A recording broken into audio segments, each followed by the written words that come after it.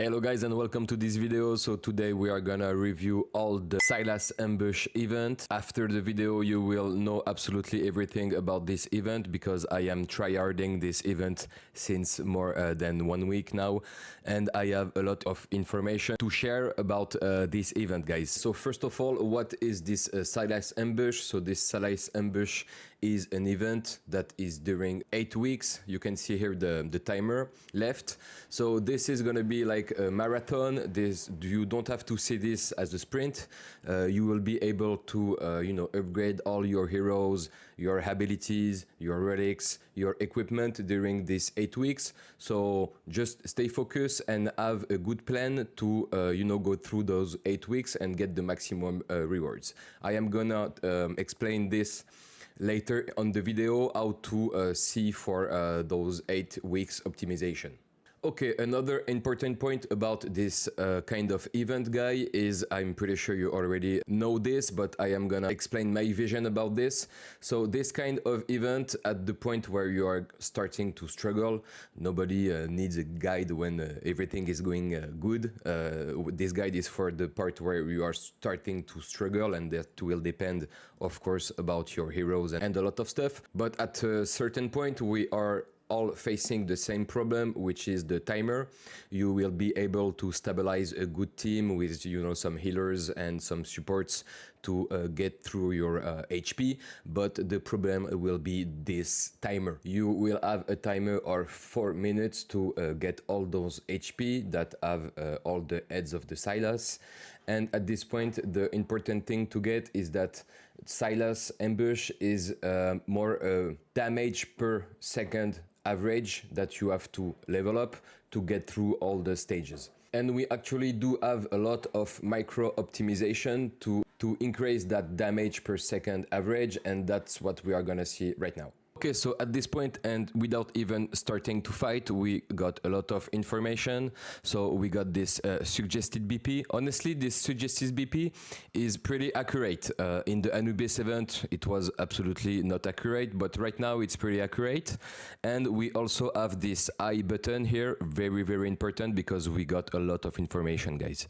So I will let you read everything. I have no time to read everything. I am just gonna focus on what I think is the most important part, and those are the most important part. That's telling us that the Silas and most the heads cannot be charmed, mind controlled, silenced, or removed from the battlefield, but they can be crowd controlled as stun, freeze, stat reduction, this is very important, and damage over time effect.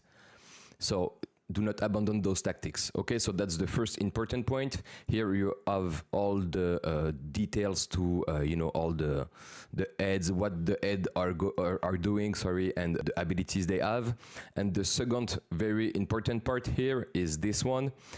Lightning Witness, Silas and her mows and minions, and even minions, share an inherent weakness to lightning damage, which applies a flat damage multiplier against every mode type. This is very important, guys. You can you can increase this damage per second average by just playing some lightning damage. So this is very important. Also, if you don't know it, just in case, Odysseus have a special bonus for this event, of course. And this bonus, you can see it on the hero page. You have to go into ability and you have those 2 passive abilities. In Silas Ambush, increase his attack by 50%. So this will have a 50% increase on his statistics.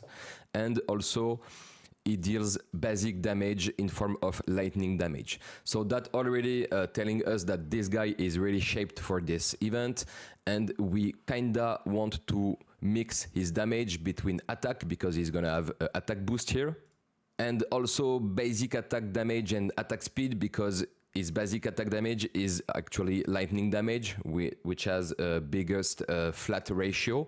So this guy is definitely, guys, super important for this event. Tutankhamun for Anubis was arguable. Honestly, I was playing with my Minos as the defender. I was not playing Tutankhamun in this event because he was not matching my my healer, which is Ashoka, well, that's another story. But just to tell you that this Odysseus guy, I think in this event will be absolutely clutch, and you have to focus on this guy. And when I say focus, I mean keep your resources and folios to level up him and his ability and some nice equipment, of course. Okay, let's get back to this information screen. There is a lot of things, guys. I really recommend you to read everything. I'm also just highlighting this one. Every stage also present a unique ability setup. So yeah, check this. This is nice information. So yeah, read this carefully, guys. Also on this screen, you can have some heroes recommendation. Honestly, do not take consideration this. This is very bad advice. Even the colors are not matching, because if we are going into this stage 41, you can see that the mows, the Silas mows are the green color. You can see it here. They are level 90 and green. All of them. This is green Silas, guys. And as you can see, they are recommended like yellow heroes. There is no counter about this, so do not care about this. Okay, now we are arriving at this screen, the battle screen actually, and as you can see, there is one specificity for each stage, is that you have 2 empty slots. Those 2 slots here are gonna be class free, you know, you can play every hero you want, and those 3 are gonna be restrictive, you know, slots, and you can only play class that is indicated here. So basically, if you click on the manipulator, this will apply a filter, and this filter will only show you the manipulators that will help you to, you know, theory craft and try other things when you are not passing the stage. You can just click and this will apply filters, and you just can erase those filters by clicking on the class free slot, and this will undo all the filters. Okay, so at this point, and now that you know that you have to increase that damage per second average, what is going to be the idea of the composition is to find the proper balance between keeping your heroes alive and putting a maximum of damage. You just have to keep those 2 things in mind. How do I make my heroes keep surviving, and how do I put a maximum of damage per second? So to help you to get through this thinking, I'm gonna make a quick tier list of what are the best hero class to help you to get this damage per second average. In first position, and the best tier that you can have, of course, is those single striker class heroes. You already can know that because you will never have a restriction about one single target, so that's say that you have to play your single target hitters on the empty slots. In the second tier, I will put AoE damage, because that's still a source of damage, and healers, because they are kinda mandatory to survive and get through this stage. After that, I would put some, you know, support heroes, because support heroes can increase your attack speed, crit chance, crit damage, everything, or even lower the defense of the enemy. So this is boosting your, you know, your overall damage, and of course that average per second damage. Same idea for the manipulators. I will put them in the same, you know, tier class, because you can also increase stun, poison. There is a lot of things you can do with manipulators. Even this Ericsson guy as a manipulator can be very useful, because there is a kind of subtle way to increase that damage per second average, is to focus and to kill quickly one head by one head. And by that, I mean, if you manage to focus one head by one head and kill them one by one, and that way your heroes are not gonna be stunned as often as usual, and especially, you know, those small packs of troops. Those troops are not very like difficult to beat, but they will make you lose a precious time. So this is why this kind of hero is pretty useful. If you delete the head that is gonna pop, you know, some troops, you are gonna gain a lot of time to the fight. It's not like if you have an empty slot, do not put a manipulator, of course. But if you are having a required slot, and honestly, between support and manipulators, I feel like they are always required. Always those two are required, so you still have to get at least one good manipulator. And in the last position, and I almost never play them, it's the defenders. You don't really need, you know, to taunt and to defend. Those are pretty much AoE damage that are dealing the most, the heads, so you don't need to focus one big guy to tank all the damage, and especially that you cannot really do and manage to do that. So yeah, defenders, guys, I usually really like my defenders, but for this event I am not gonna invest so much in defenders, and I mean no barrack upgrade, no just level upgrade, equipment upgrade. I will focus everything on my single target hitters and my AoE. Okay, now that you know how to prioritize your choices of heroes, I am gonna just make a quick review on which hero is the best in my case and explain why, so you can maybe find an equivalent or even the same hero. So for the single target, this is pretty easy, guys. Just go for the biggest single target you have, and especially this Odysseus guy. I think he will be very strong. Right now is 5k total power, but I hope I can manage to upgrade him to maybe replace maybe one of my two right now big single strikers. But if you have Achille, Lagertha, Moctezuma, just play the big single striker damage you have. There is plenty of choice.